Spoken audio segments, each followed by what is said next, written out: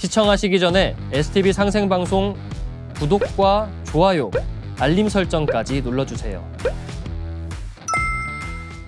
And you smiled over your shoulder. For a minute I was stone cold sober. I pulled you closer to my chest.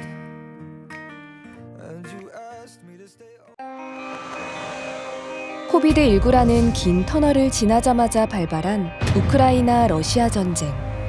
그로 인해 식량, 에너지, 경제 등 세계는 큰 난관에 처해 있습니다.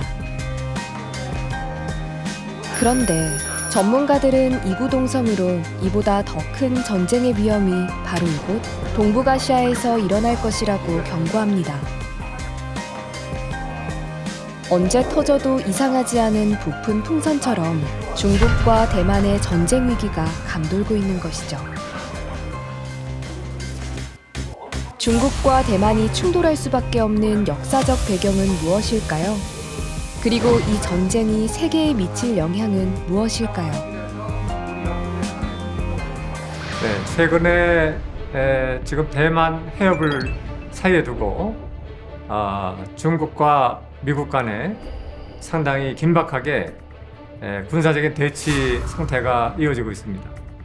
이 대만이 중국에서 벗어난다 하는 것은 시진핑 정부, 특히 중화민족의 위대한 부활이라고 하는 거창한 슬로건을 내걸고 종신 집권까지 마음에 두고 정치적 행보를 하고 있는 시진핑 입장에서는 엄청난 정치적인 손실이 될 수밖에 없습니다. 지금 미국은요, 중국이 부상하면서 상당한 위기감을 느끼고 있는 것 같습니다.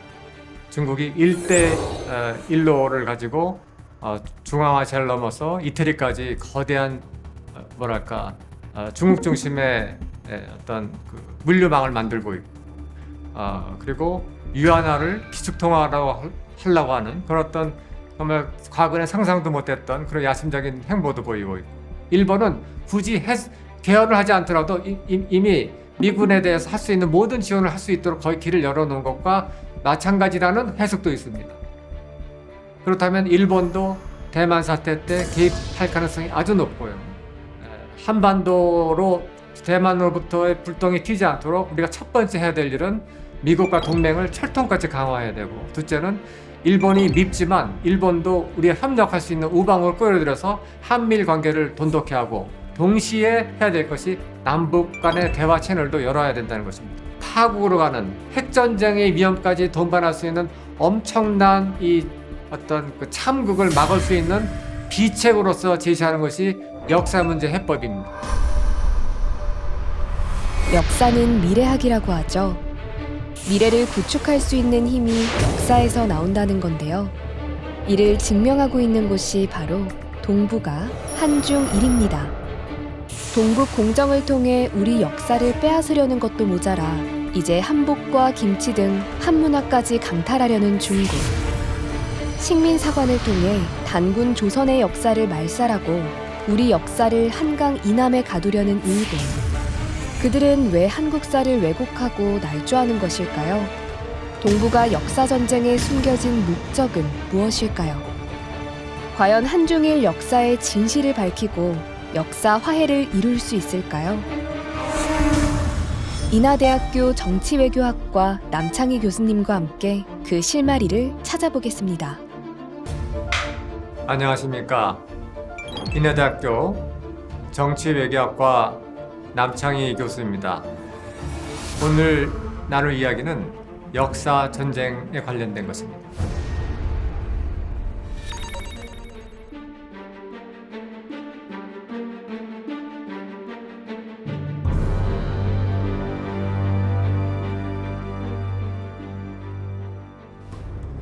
네, 일본은 2차 대전, 이제 우리 여기서 태평양 전쟁이었는데 중일 전쟁이어서 미국과의 전쟁을 하면서 일본도 고통스럽지만 전 세계를 전쟁의 파멸로 이끌었던 거에 대해서 상당한 반성을 한 바 있습니다. 그래서 미국이 요구한 이제 그 소위 말해서 전쟁을 할 수 없는 나라로 그 헌법을 정하는 것에 대해서 일본 국민들이 전폭적으로 동의를 했습니다. 극우만 빼고.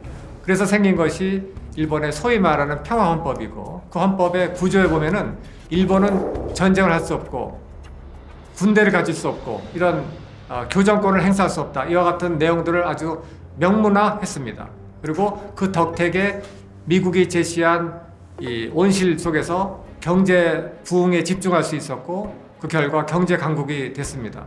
그런데 지금 미국이 이제 동북아에서 중국을 상대하는데, 미국은 지구 반대편에 있다 보니까 중국을 상대하는데 힘에 부치는 겁니다. 그래서 첫 번째로 일본을 다시 재무장하고자 하는 의도가 생겼고, 그 과정에서 단계적으로 일본이 이제 군대도 갖게 됐고, 군사력의 어떤 활용 범위나 수준도 확장이 되었고, 2014년, 15년에 가장 최근에는 해석개헌, 소위 말해서 헌법에 있어서 2013년 이후입니다만은 이 집단적 자유권을 엄격하게 금지했습니다. 일본이 못하게. 근데 그거를 사실상 풀어놓았고, 그거에 따라서 여러 가지가 지금 족쇄가 풀리고 있는데, 가장 눈에 띄는 것은 일본의 그 GDP 1% 한도 내에서 국방비를 이렇게 쓰도록 묶어뒀던 것을 풀어놨습니다. 그러다 보니까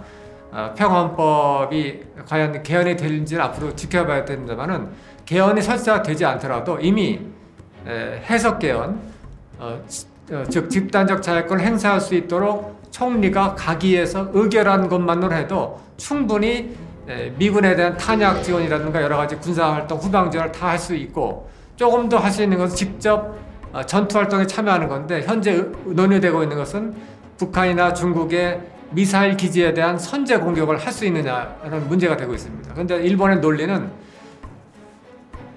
적으로부터 미사일 먼저 공격받음으로써 파멸적인 피해를 보는 것보다는 먼저 우리가 공격하는 것은 정당방위에 가까운 행위다라고 주장을 하는 목소리가 있습니다. 그래서 소위 말해서 이제 토마호크라든가 이제 지대함, 뭐 여러 가지 이제 이 플랫폼이라고 하는데, 항공기 함정에서 발사할 수 있는 미사일을 이제 앞으로 2027년까지 뭐 1000발 가까이 지금 보유하는 것을 목표로 거센 발걸음을 하고 있는데, 이것은 동북아 파워 밸런스, 힘의 균형에 상당히 적지 않은 변화 요인이 될 것으로 보고 있습니다.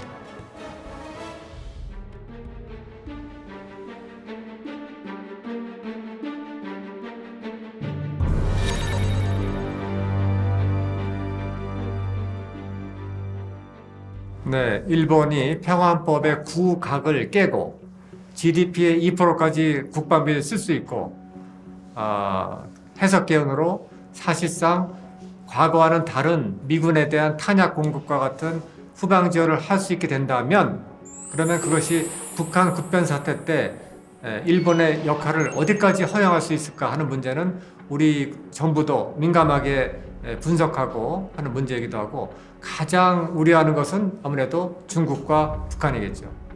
그런데 우리가 이 일본의 역할 확대, 자위대의 어떤 그 군사력 강화가 어떤 의미를 갖게 되는가를 우리가 판단할 때 있어서 과거 역사를 비교해 본다면은, 우리가 구한말이라든가 혹은 한국전쟁 때 우리 한국군의 역량, 군사력은 정말 형편없었습니다. 물론 한국전쟁 때 정말 맨손으로 싸우다시피 했던 우리 결기가 있었습니다만은, 군사력 규모라든가 질적 수준은 매우 낮았죠. 하지만 지금의 대한민국 국군, 육군, 해군, 공군은 전 세계가 인정하는 군사 강국이 됐습니다. 사실상.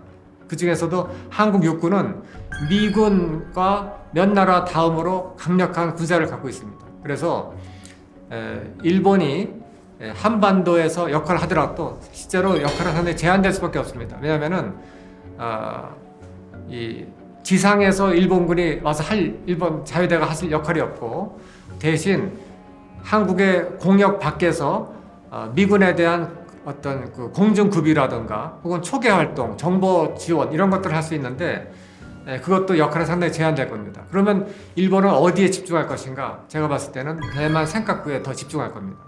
대만 센카쿠에 집중하도록 미군이 요구할 것이고, 그러한 과정에서 중국은 결국은 일본의 자위대 역할 확대는 미중일 이 삼각 군사 충돌로 비화될 가능성이라고 하는 것을 가장 지금 의식하고 있는 것 같습니다. 왜냐하면은 실제로 일본 자위대 어떤 그 군사력의 확장은 객관적인 능력보다 심리적인 위압감을 더 가지고 있게 됩니다. 그 이유는 100년 전에 이 중일 전쟁 때 1936년 7년부터 45년까지 혹은 그 이전부터 1차 대전 때도 산도반도를 일본이 점령했으니까요. 일방적으로 당해왔던 중국군의 악몽이 있기 때문에 그렇습니다.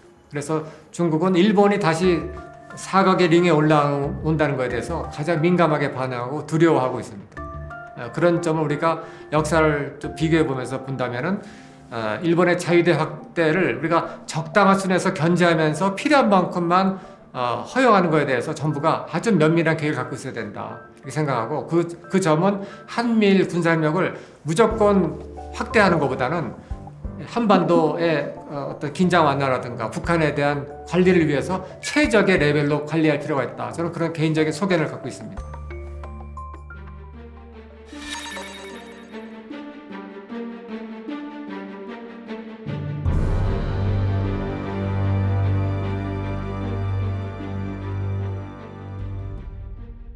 네, 최근에 전라북도, 전라남도, 광주시 세 개 지자체가 연합으로 전라도 천년사 혹은 전라도 오천년사 어느 쪽이 됐든 전라도 향토사라고 하는 관찬 사설을 이제 출판하겠다 하다가 시민단체의 강력한 항의로 중단돼서 지금 상당히 지금 시민사회에 큰 이슈가 되어 있습니다.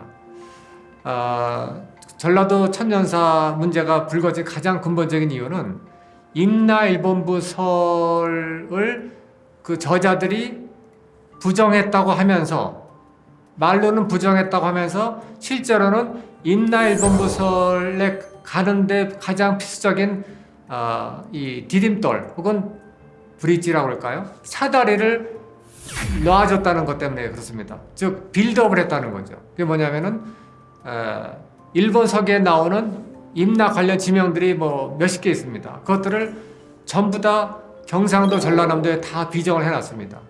우리 전라도 천년사에 이 점에 대해서 시민사회가 반발하면서 이 임나일본부설이 지금 잊혀졌던 이야기가 다시 수면으로 쑥 올라오고 있으면서 많은 국민들이 도대체 임나일본부설이 무언가 이렇게 지금 관심을 갖게 됐습니다.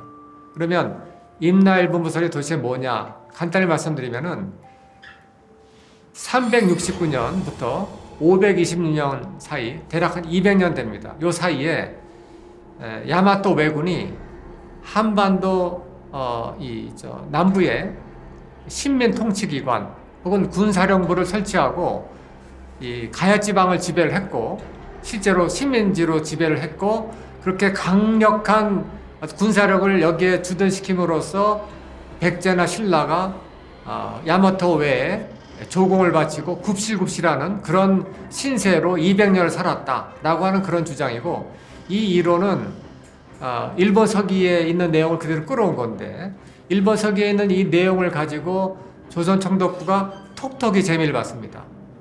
일본 서기에 나오는 임나일본부 얘기를 가지고 조선 총독부의 관변사학자들을 동원해서 어떤 주장을 했냐면은 너희 조선 사람들은 원래 고대에 우리 일본의 식민 통치를 받았던 민족이다. 2000년 가까이 전에. 그러니까 1910년에 합방돼서 다시 식민지가 되었다고 해서 억울해할 일이 없다. 왜냐하면 너희 원래 운명이고 원래 모습으로 돌아간 거에 불과하니까 라고 하는 논리로 식민 통치를 합리화하고 영구화하기 위한 어떤 정치적인 논리에 적극 이용이 됐습니다. 그래서 미나미지로 같은 총독은 아예 가야 지방에다가 임나일본부 관련된 거대한 비석을 세워놓고 어떤 홍보를 하게 되었습니다. 그것이 임나일본부설인데 이 문제가 다시 수면에 올라오게 된 것은 불행하게도 일본 정부가 이걸 이슈를 끌어온 것이 아니라 희한하게도 한국 사람들이 만든 관창사서에서 임나일본부설에 유리한 내용을 기술했기 때문에 이게 호남인들의 자존심을 이제 해쳤기 때문에 문제가 된 것입니다.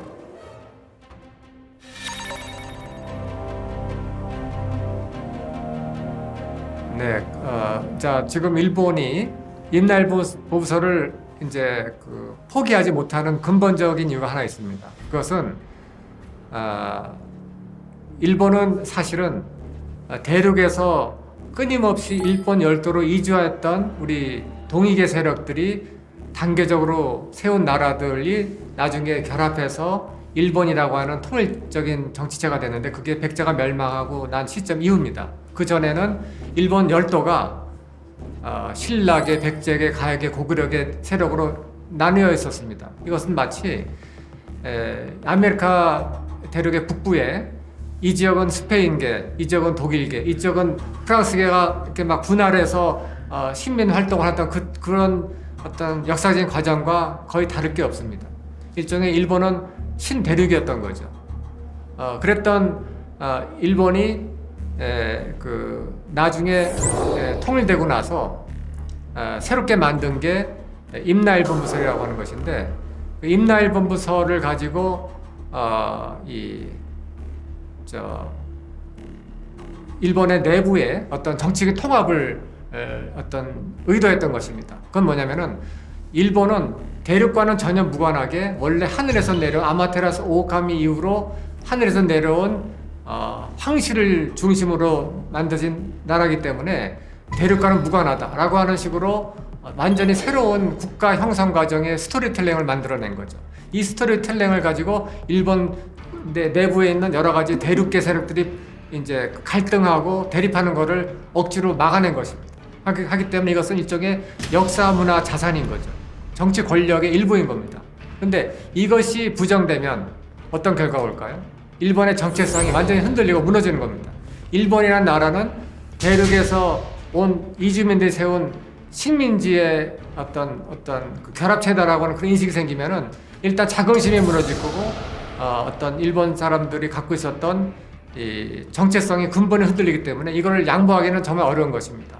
이것이 근본적인 이유고 플러스 일본 우익들 아주 극소수 우익들이 기도하는 게 있는데 그게 뭐냐면은 일본이 다시 이제 군사 대국이 돼서 한반도라든가 대륙으로 영향력을 행사하고 싶다. 그런 좀 과대망상증, 시대착오를 갖고 있는 사람들이 일본 인구의 0.001% 있습니다. 상식에 전혀 어긋나는 생각을 하는 사람들이죠. 예를 들어서 동경이라든가 오사카 가면은 검은 이상한 장갑차 같은 걸 타고 일본 구구의 슬로건을 외치는 사람들이 있습니다. 그런 사람들이 시대착오적인 망상을 하고 있는데 우리가 좀 염려하는 것은 일본 회의라고 하는 우익단체가 있는데요. 이 일본 회의가 신도에 기반을 둔 그런 어떤 정치연맹체인데 이 세력이 점점 일본 정치권 특히 여당의 상당한 세력을 점하고 있습니다. 이걸 대표하는 사람이 아베 신조, 그 다음에 아소타로 이런 인물들이었습니다. 그런데 일본 회의에는 노골적으로 이제 구구적인 뭐 신정한론이라든가 임나일본부를 다시 부활하자 이런 얘기까지 하지 않지만은 이 사람들의 의식의 근저에는 실제로 임나일본부 역사는 사실이었다고 지금도 믿고 있습니다. 근데 고고학적으로는 전혀 인정될 수 없는 학설이고 일본 고고학계에서도 정말 눈물을 머금고 포기한 학설인데 이상하게도 정치권에 그게 그대로 살아있습니다. 그게 정체성이 그만큼 무서운 겁니다. 그래서 정치권이 주도하는 이 사람들이 검정 교과서에 간접적 영향을 미치다 보니까 일본 교과서에는 서서히 임나일본부설이 조금씩 조각조각 들어오고 있고 이 퍼즐을 맞추게 되면 결국은 임나일본부라는 스토리텔링이 완성되게 돼 있습니다. 근데 일본 우익들이 그렇게 하는 건 뭐 당신 나라니까 뭐 어쩔 수 없다 하지만은 왜 제가 보았을 때 왜 한국 사학계가 일부 사학계가 임나일본부설을 완성시켜주는데 결정적으로 도움이 되는 브릿지 학설, 그 사다리 학설을 우리 관창사서에 넣으려고 하는 거에 대해서 저도 의문을 갖고 있습니다. 일본 서기에 나오는 임나일본부 관련 지명들, 뭐 다라라든가 뭐 저기 여러 가지 뭐 이제 뭐 아라라든가 이런 지명들을 굳이 한반도로 하는 이유를 알 수가 없는데, 또 놀라운 사실은 이 임나서기 일본 지명들, 말하자면은 야마토 외왕이 백제왕한테 졸르니까 오케이 너에게 하나 가져라 라는 식으로 마음대로 영토권을 행사했다고 하는, 혹은 일본 이제 그 야마토 외가 뭐 여러 가지 형태로 전쟁에 참여했고 정복 전쟁에 참여했다는 그 무대에 관련된 지명을 한반도, 경상도, 전라도 여기저기다 비정을 하고 있는데, 전라도 천년사에서, 그 다음에 경상도 박물관에서, 또 어째 말하면 우리 국사편찬위에서도 그와 같은 학설을 따라가고 있는데, 정말 놀라운 것은 그 모든 지명들이 이 스에마츠 야스카즈 같은 조선 천덕부 관변학자들이 거기 비정할 때 억지로 발음이 비슷한 거 아니냐라고 정말 억지 논리를 가지고 한 것들입니다.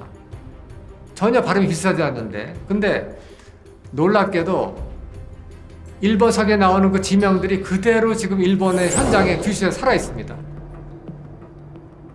타다라라든가 다라라든가 화타라든가 위타라든가 그냥 그대로 살아 있어요. 근데 그것들을 전부 다 찾아보지도 않고 천지답사도 하지 않고 조선 정덕부의 골수 이제 황국주의자인 스에마츠 야스카즈의 그 이론, 그 책을 임나흥망사 1949년도 그 책을 그대로 비판하지 않고 계승함으로써 결국은 임나일본부설의 가장 핵심적인 브릿지 기반을 한국 남부에 심어놓음으로써, 쐐기를 박음으로써 전라도민들의 자긍심에 충격적인 상처를 줬다고 하는 것이 지금 시민사회에서 반발을 불러일으키고 있는 것입니다. 이것이 소위 말해서 일본이 왜 임나일본부설을 포기하지 못하는 이유와 그에 따라서 그와 추가해서 한국 사학자들이, 일부 사학자들이 무비판적으로 추종함으로써 벌어진 한국 사회에 미친 상처와 충격이다. 이렇게 제가 전체적으로 그림을 그릴 수 있겠습니다.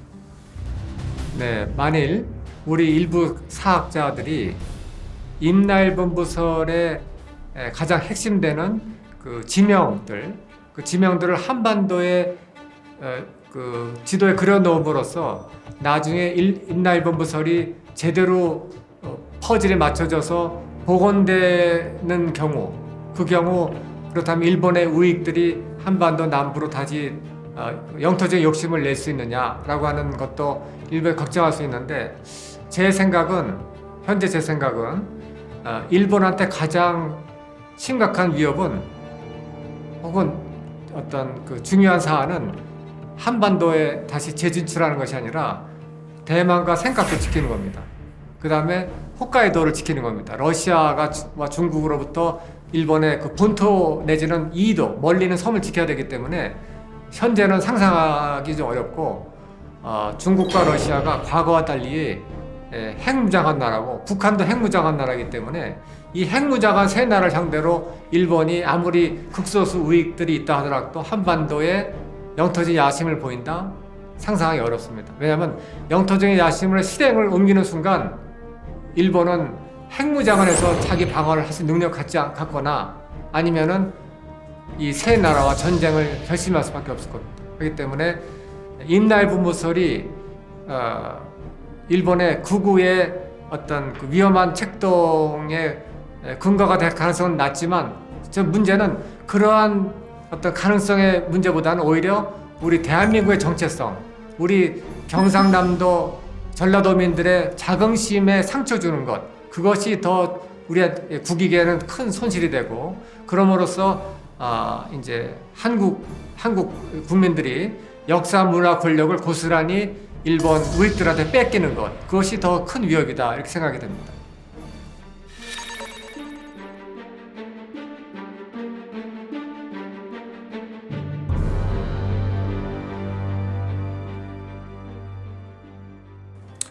네, 우선 이 많은 역사학자들이 이제 이런 얘기를 저한테 하는 거 들었습니다.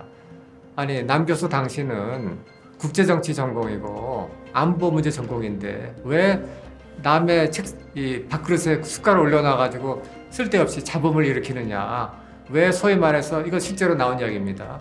유사 역사학자들은 동조하느냐라고 제가 이 공개 지면에서 제 실명을 들어서 비판한 적을 본 적이 있습니다. 저는 그와 같은 좀 뭐 어떻게 말하면 저 명예에 대해 저촉되는 일이지만 제가 같은 민족의 동포이기 때문에 가만히 참고 있습니다. 왜냐하면 더 큰 문제를 우리 같이 해결해야 되기 때문에 그런 건데, 그건 뭐냐면 국가 안보가 직접 관련이 되고 있기 때문에 그렇습니다. 이 북한은 그렇게 찢어지게 가난한 나라임에도 불구하고 몇 년 전에 평양에다가 근사한 낙랑국 박물관을 만들었습니다. 왜 그랬을까요? 그 없는 예산에. 북한은 자기들의 어떤 그 역사적 정통성 혹은 문화적 정체성을 지키는데 그만큼 관심을 많이 갖고 있다는 얘기죠.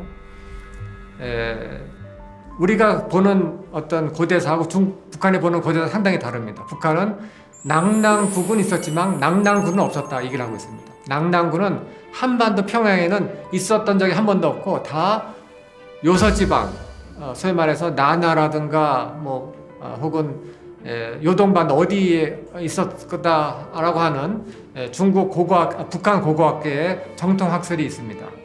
뭐 이지린 선생도 있고, 이지린 선생의 어떤 상당히 뛰어난 논문이라고 중국 학계에서 평가했다는데, 그와 같은 관점을 갖고 있는데, 남한 학계는 우리 대한민국에서는 참 제가 이해할 수 없는데, 우리 국가안보에 불리한 학설이 통설이 되어 있고 북한 학설과는 전혀 다른 얘기를 하고 있습니다. 자, 그래서 제가 미리 말씀드리면은 한사관 문제에 관련돼서 남북이 같은 목소리를 내도록 하는 것은 동북공조를 격퇴하는 가장 빠른 길이다라고 제가 말씀드리고 싶고, 남북간 간의 새로운 어떤 동질성 회복이라고 하는 출발점에서 대화의 채널을 열 수도 있다 생각하는데, 한사관 문제가 우리 안보에 위협이 되는 이유는 만일 지금 중국에서 지도를 그린 거 보면은 경기도까지 한나라 혹은 조나라, 조조의 조나라,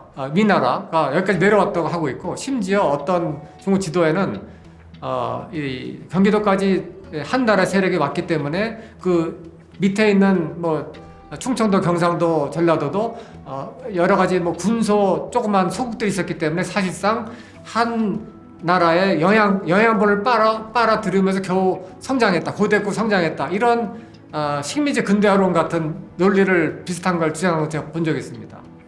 이와 같은 한사군을 한반도 평양에 비정하는 그 논리는 전에 제가 지적했던 북한 급변 사태 시 중국의 어떤 북한에 대한 어떤 연고권, 역사적 연고권을 주장하는 치명적인 근거가 되기 때문에 이것을 우리가 이제 인정하면 안 되는 건데, 이상하게도 우리 학계는 그것이 객관적인 사실인 것처럼 오히려 그 내용을 우리가 정상적인 나라면 감춰야 되는데, 그렇지 않습니까? 우리 불리한 사실이라면 감춰야 되는데, 그 사실도 아닌데 이것을 해외에다 홍보하는데 열을 올리고 있다는 것이 제가 안보를 연구하는 사람 입장에서는 참 이해하기 어렵다. 심지어 해외 저명 대학인 하버드 대학과 뭐 어떤 연구 교류를 통해 가지고 한사군이 한반도 평양에 있었다고 하는 주장을 오히려 더 굳혀가려고 하는 행동을 하다가 어떤 제재를 받고 이제 경고를 받았던 적도 있습니다. 또 한 가지는 우리 사학계 일부에서 우리 역사 지도를 만들면서 중국 담기항이라고 하는 이 사람이 만들어낸 중국 관점에서 보는 역사 지도를 그대로 비슷하게 인용을 했는지 거의 차이가 없게 만들었다가 국회로부터 호된 지책을 받고 사실상 사업이 중지된 적이 있습니다. 이처럼 한사관 문제는 북한에 대한 중국의 부당한 역사 영토권을 주장하는 걸 차단하는 데 있어서 상당히 중요한 그러한 문제, 이슈임에 틀림없다라고 말씀을 드릴 수 있습니다.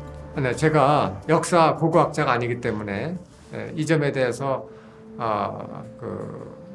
정말 권위 있게 말씀드릴 수 없습니다만은, 제가 국제정치학하고 군사학을 오래 연구한 사람 입장에서 제3자 입장에서 한번 검토를 해봤습니다. 그래서 2014년에 우리나라에서 가장 권위 있는 국방대학교 국방연구라고 하는 등재 공인학술지에 논문을 출판했고, 당시에 이 논문이 교수신문에서도 소개가 되고 여러 매체에서 이제 공유된 바도 있습니다. 이 논문을 상당히 이제 새로운 관점이었기 때문에 동북아 역사재단에서 그 논문의 공저자를 하나 초청을 해가지고 학술회의를 한 적도 있습니다.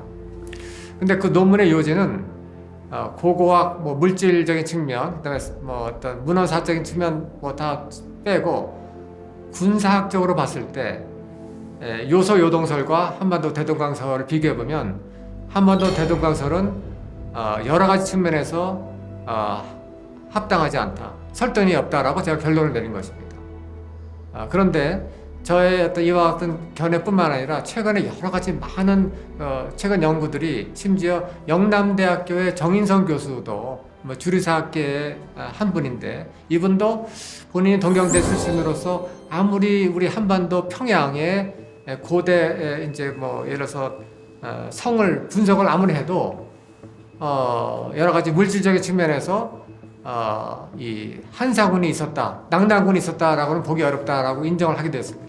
이처럼 이렇게 많은 학설들이 한사군은 실제로 한반도에 있었던 것이 아니라 이 요동 요소 지방에 있었던 것인데, 이것을 이제 국내에서는 이 두 개 학설을 대등하게 인정하지 않고 한반도 대동강에 있었다고 하는 것이 통설이 돼가지고, 이 통설에 어떤 그 비판하거나 새로운 입장을 내는 것을 절대로 수용하지 않는 상당히 경직된 그런 어떤 학계 생태계 문화가 있는 것 같습니다. 저는 그 점에 대해서 매우 안타깝게 생각하고 있고요. 한사군은 한반도가 아니라 중국 이제 북경 이쪽 이북의 하북성이라든가 요영성, 그 언저리 어디에 있었다라고 하는 강력한 학설이 있고, 이 학설은 북한과 공유할 수 있는 학설이기 때문에 이 학설을 가지고 중국의 어떤 부당한 영토 어떤 야욕을 어떤 저지할 수 있는 그 같은 역사 문화 권력으로 우리가 하여야 된다라고 하는 점을 평소에 주장을 많이 하고 있습니다.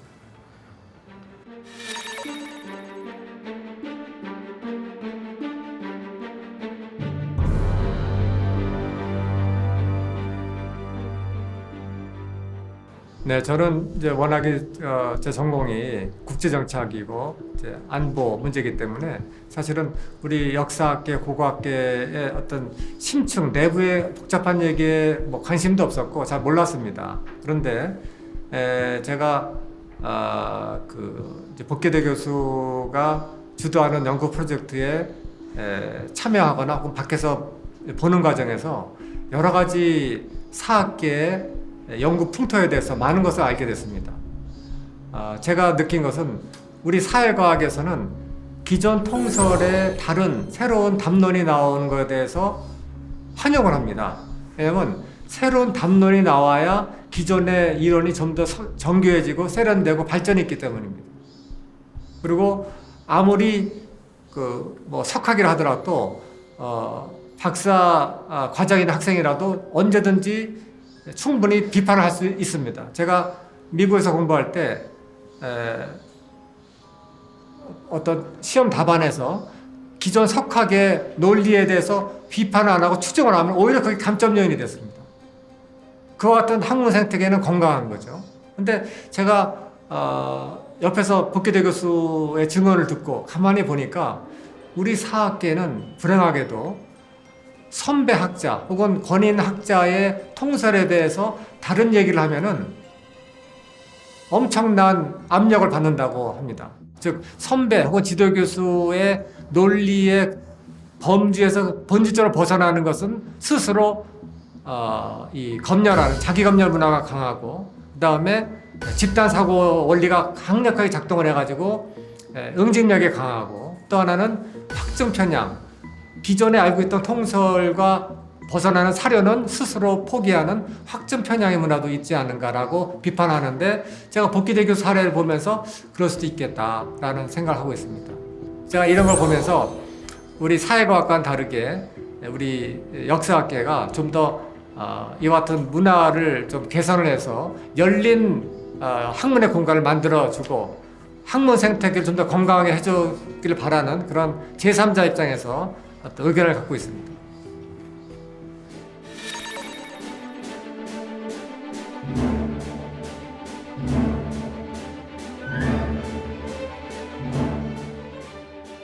우선 첫째로 한중일 세 나라가 고대사를 보는 관점이 근본적으로 다릅니다. 그리고 이 문제는 그 세 나라의 국가 정체성과도 민감하게 관련이 되어 있고, 또 중국의 경우는 위대한 어떤 그 중화민족의 부활이라고 하는 국가 전략과 맞물려 있기 때문에 제가 봤을 때는 양보하기 매우 어렵습니다. 오히려 불가능하다고 보고 있습니다. 일본 역시 일본의 국가 정체성, 소위 말해서 아마테라스 오오카미로부터 하늘에서 내려온 신성한 일본 천황가가 일구어낸 통일된 일본이라고 하는 그 정체성이 흔들리면은 일본 사회가 과연 얼마나 충격을 받을까? 역사 진실이 밝혀지면은 일본 사회가 어떻게 될까에 대해서는 예를 들어서 일본의 그 현 천황의 부친인 아키히토 천황이 환무 천황의 생모가 백제계다라는 얘기를 하고 싶었는데 그 얘기를 하는 것을 하나 신문만 그것도 토막 기사로 받아주고 모든 신문이 다 무시했던 사례를 봤을 때 일본 사회의 어떤 보수적인 어떤 그 문화를 봤을 때 역사의 진실이 밝히기는 거의 제로에 가깝지 않은가라는 비관적인 생각을 하는데, 하지만 그렇다고 길이 없는 건 아니라고 봅니다. 역사의 진실은 언젠가는 밝혀지게 돼 있는데, 저는 그 길을 여는 것을 우리 한국 사회에서 최근에 시민사학이 이제 서서히 일어나고 있고, 역사학은 학자의 전유물이 아니다라고 하는 인식이 지금 퍼지고 있습니다. 왜냐하면 앞으로는 지금은 데이터가 충분히 공급이 되고 있지 않지만은 기존 많은 연구들 성과들이 계속 이제 빅데이터에 들어오지 않겠습니까? 그러면은 아무리 사학자들이 뭐 온갖 뭐 노력을 해도 이제 소위 말해서 챗GPT한테 물어보게 돼 있습니다. 물어보게 되면은 챗GPT는 아무리 사료 조작이라든가 뭐 기존 논문의 어떤 수에 관계없이 인공지능 나름대로 판단하게 돼 있습니다. 그 알고리즘이 있기 때문에. 그렇게 되면은 그 데이터가 충실하게 되면 될수록 사실이 근접하게 될 수 있고, 결국은 챗 GPT와 통설과 대립이 될 수 있는데, 그때 처참하게 패배하는 것보다는 지금이라도 기존 사학계에서 마음의 문을 열고 다른 이설을 수용해서 서로 건강한 토론하는 문화를 갖춰주길 바라고 있고요. 또 한 가지 제가 생각하는 방법은, 저는 개인적으로 북한의 역사학계에 대해 실망을 많이 하고 있습니다. 왜냐하면 소위 말해서 주체 사학이라고 그래가지고 북한의 정권의 정통성을 주장하는 수단으로 점점점 변질됐습니다. 특히 평양을 성역화하는 과정에서 이제 그와 같은 역사 왜곡이 있었던 거라고 생각하는데, 그럼에도 불구하고 고대사의 상당 부분은 북한 정권이 초기 역사학은 우리 대한민국 역사학보다 어떤 점에서는 식민사학을 극복한 측면이 있었기 때문에 아까 말씀드린 한사고 문제에 대해서는 남북이 전혀 다른 주장을 하고 있지 않습니까? 그래서 남북이 서로 학구술 교류를 하는 과정에서 동질성을 회복할 수 있고, 남북이 한 목소리를 내면 중국의 역사 왜곡, 일본의 역사 왜곡도 상당히 단합된 목소리로 대응할 수 있는 여지가 생길 수 있지 않을까 생각하는데, 우리 한국 사학계의 아쉬운 부분을 극복해야 되는, 또 중국과 일본의 역사 왜곡에 대응해야 되는 하나의 방책으로서 어떤 것이 있는가에 대해서 완전히 새로운 연구 성과가 있는데, 그것은 우리 중세 고려의 영토에 관련된 연구 성과가 있고요. 이 내용은 앞으로 밝혀지면은 국민들에게 충격적인 사실이 될 수도 있지만, 한편으로는 우리 민족의 자긍심을 회복하고 우리 남북한 간의 단합을 촉진하고 역사 문화 권력을 회복함으로써 우리나라가 새롭게 엄청난 어떤 추진력을 얻고 민족의 에너지를 모을 수 있는 그런 희망의 출발점도 될 수 있다는 점에서 이 점에 대해서 많은 기대를 해주시기 바랍니다. And it's not just a game, you can't throw me away.